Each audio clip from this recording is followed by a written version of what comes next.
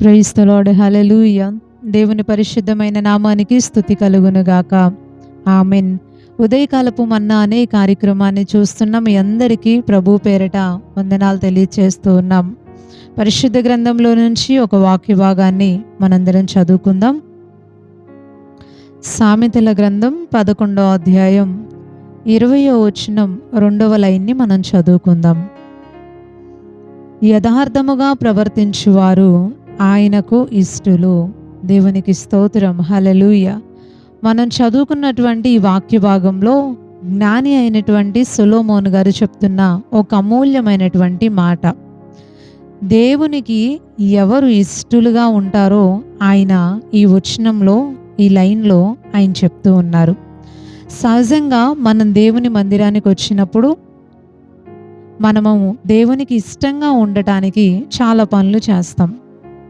ఉదాహరణకి మందిరంలో కానుకిచ్చామనుకోండి, ఏదైనా ఒక దేవుని పని జరుగుతున్నప్పుడు మనము కొంచెం ఎక్కువ డబ్బులు కానుకగా ఇచ్చామనుకోండి, దేవుడు మమ్మల్ని ఇష్టపడతాడు అని అనుకుంటాం. పరిచర్య చేసినప్పుడు అమ్మో మేము దేవుని మందిరాన్ని శుభ్రం చేస్తూ పరిచర్య చేస్తున్నాం కాబట్టి దేవుడు మమ్మల్ని ఇష్టపడతాడు అనుకుంటాం.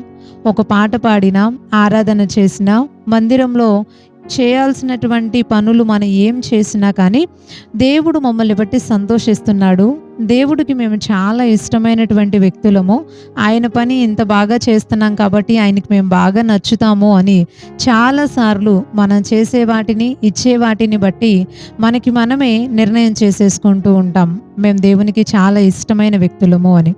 కానీ జ్ఞాని అయినటువంటి సొలొమోను గారు చెప్తున్నారు ఏమని అంటే, ఎవరు దేవునికి ఇష్టలుగా ఉంటారు అంటే ఎవరైతే యథార్థంగా ప్రవర్తిస్తారో వారు దేవునికి ఇష్టలు అని అంటున్నారు. దేవునికి స్తోత్రం. హల్లెలూయా. దేవుడు నిజంగా ఒక వ్యక్తిని ఇష్టపడ్డాడు అంటే, దేవుడికి మనం నచ్చాము అనంటే మనలో దేవుడు ఏం చూస్తాడు అంటే మన యొక్క యథార్థమైనటువంటి జీవితమే. యథార్థత అంటే ఏంటి అంటే అవునంటే అవును, కాదంటే కాదు. మనం చేసేది, మనం మాట్లాడేది, మనం ప్రవర్తించేది అంతా కూడా ఇలాగే ఉండాలి. దేవునికి స్తోత్రం. హల్లెలూయా. ఈరోజు చాలామంది ప్రజల్ని మనం చూసినప్పుడు మందిరానికి వచ్చేవాళ్ళు, సీనియర్ విశ్వాసులుగా పిలువబడేవాళ్ళు లేదా సేవా పరిచర్యలో వాడబడేవాళ్ళు ఎవరైనా సరే యథార్థత కలిగి ఉండటం అనేది చాలా చాలా అరుదుగా మనం చూస్తూ ఉన్నాం. చాలా అరుదుగా కనబడుతూ ఉంటుంది. ఇక్కడుండి వేరే ప్లేస్లో ఉన్నామని చెప్తాం, ఒక పని చేస్తా ఇంకొక పని చేస్తున్నామని చెప్తాం, అబద్ధాలు మాట్లాడేస్తూ ఉంటాం, ఏం కాదులే, ఏం అవ్వదులే, చిన్నదేగా అని లైట్ తీసుకుంటూ ఉంటారు ప్రతిదీ కూడా. దేవుడు దృష్టిలోనికి తీసుకోవట్లేదు అనుకుంటారో, లేకపోతే ఏ పనిష్మెంటు వెంటనే రావట్లేదు కాబట్టి దేవుడు చిన్నది కాబట్టి పట్టి పట్టినట్టుగా వదిలేశారు అనుకుంటారో నాకు తెలియదు. కానీ చాలామంది జీవితాల్లో అయితే యథార్థత అనేది చాలా కనుమరుగైపోతూ ఉంది. కానీ ఇలాంటి సమయాల్లో, ఇలాంటి ప్రజల మధ్యలో కూడా నమ్మకంగా యథార్థంగా జీవించేటటువంటి విశ్వాసులు ఉన్నారు, సేవకులు కూడా ఉన్నారు. దేవుడు వారందరినీ బహుగా దీవించునుగాక. ఆమెన్. ఈ మంచి ఉదయకాల సమయం ఈ వాక్యం ద్వారా దేవుడు మనకి తెలియచేస్తున్న విషయం ఏంటి అంటే, ఎవరైతే యథార్థంగా ఉంటారో, ఎవరైతే వాక్యానుసారంగా ఉంటారో, ఎవరైతే ఉన్నది ఉన్నట్లుగా దేవుడు చెప్పింది చెప్పినట్లుగా చేస్తారో, ఎవరి మాట అయితే అవునంటే అవును, కాదంటే కాదు అన్నట్టుగా ఉంటుందో వారు దేవునికి ఇష్టలట.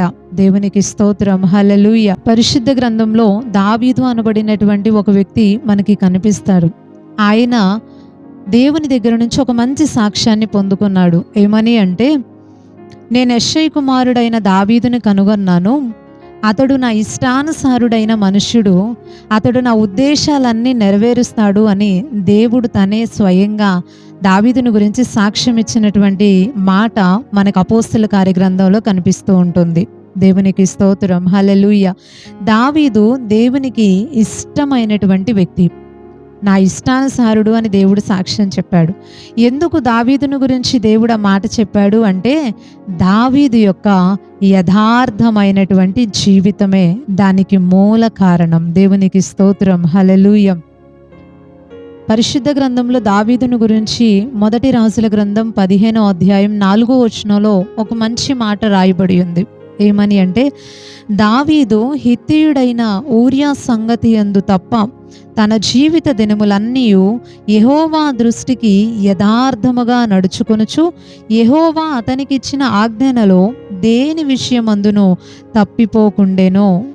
దేవునికి స్తోత్రం, హల్లెలూయా. ఒక్క విషయంలోనే తప్పు చేశాడంట, మిగతా అన్ని విషయాల్లో కూడా దావీదు యథార్థంగా జీవించాడు దేవుని విషయంలో. దేవునికి స్తోత్రం, హల్లెలూయా. అందుకే దేవుడు దావీదు గురించి చెప్పాడు, అతడు నా ఇష్టానుసారుడు అని. యథార్థంగా ప్రవర్తించేవారంటే దేవునికి చాలా చాలా ఇష్టం. అందుకే దావీదును కూడా దేవుడు చాలా ఇష్టపడ్డాడు.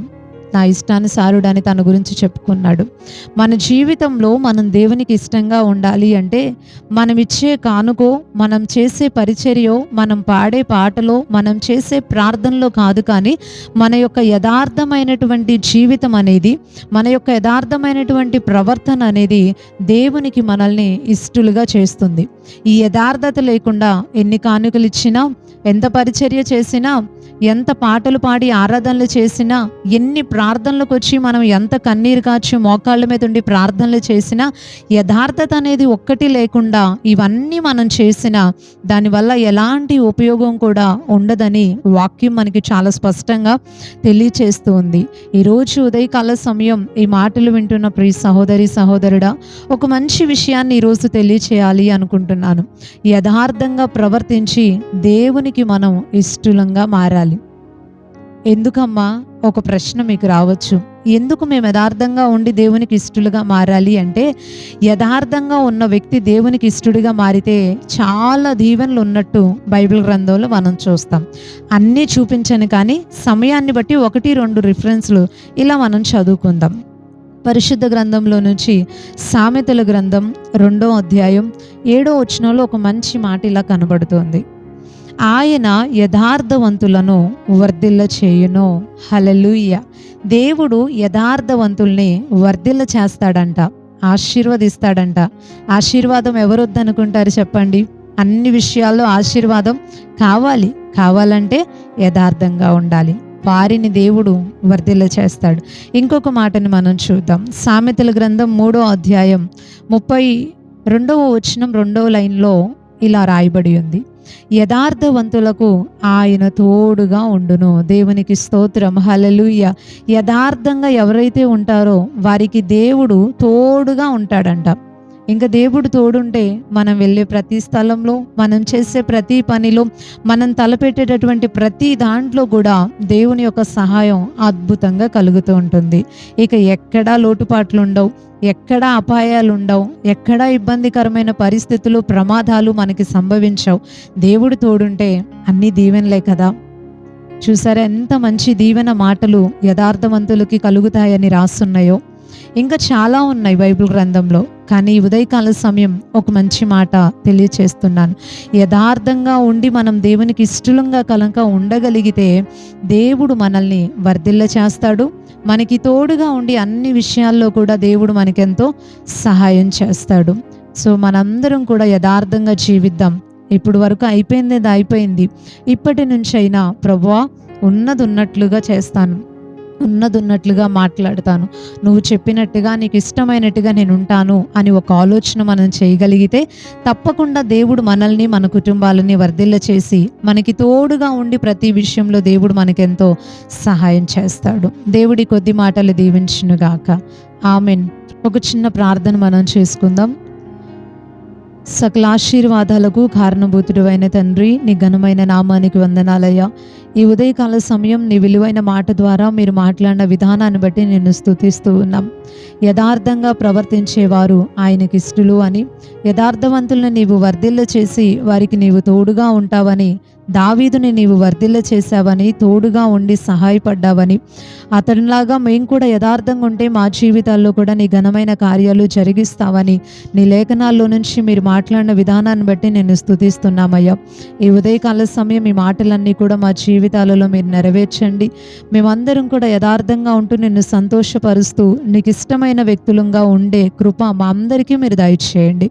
ఈ ఉదయకాల సమయం పనులకు వెళ్తున్న ప్రతి ఒక్కరికి మీరు తోడుగా ఉండండి, ఆరోగ్యం ఇవ్వండి, క్షేమాన్ని దయచేయండి. చేస్తున్న ప్రతి పనిలో నీ యొక్క అద్భుతమైన సహాయాన్ని దయచేయండి. రాకపోకల్లో నీ సన్నిధిని తోడుగుంచి నడిపించండి అయ్యా. స్కూల్స్కి, కాలేజెస్కి వెళ్తున్న బిడ్డలందరికీ నీ క్షేమాన్ని దయచేయండి. ఈ రోజంతా కూడా నీ సన్నిధి కాపుదల ప్రతి ఒక్కరికి తోడుగా ఉంచి నీ ద్వారా కలిగేటటువంటి సంతోష సమాధానాలు, ఐక్యత, ప్రేమలు ప్రతి ఒక్కరి జీవితాలలో, వారి కుటుంబాలలో నిండారులుగా కలుగును గాక అని ప్రార్థిస్తూ నజరేయుడును శక్తి కలిగిన యేసుక్రీస్తు వారి శ్రేష్టమైన నామంలో ప్రార్థన మనవులన్నీ అడిగి వేడుకుంటున్నాం పరమ తండ్రి. Amen, amen. అందరికీ ప్రైజ్ ది లార్డ్ అండి. మరలా తిరిగి రేపు ఉదయకాల సమయం ఉదయకాలపు మన్నా అనే ఇదే కార్యక్రమంలో పాల్గొని దేవుని మాటలు విని దీవించబడదాం. అప్పుడు వరకు దేవుని యొక్క మహా గొప్ప కృప మనందరికీ తోడై ఉండును గాక. ఆమెన్. Praise the lord.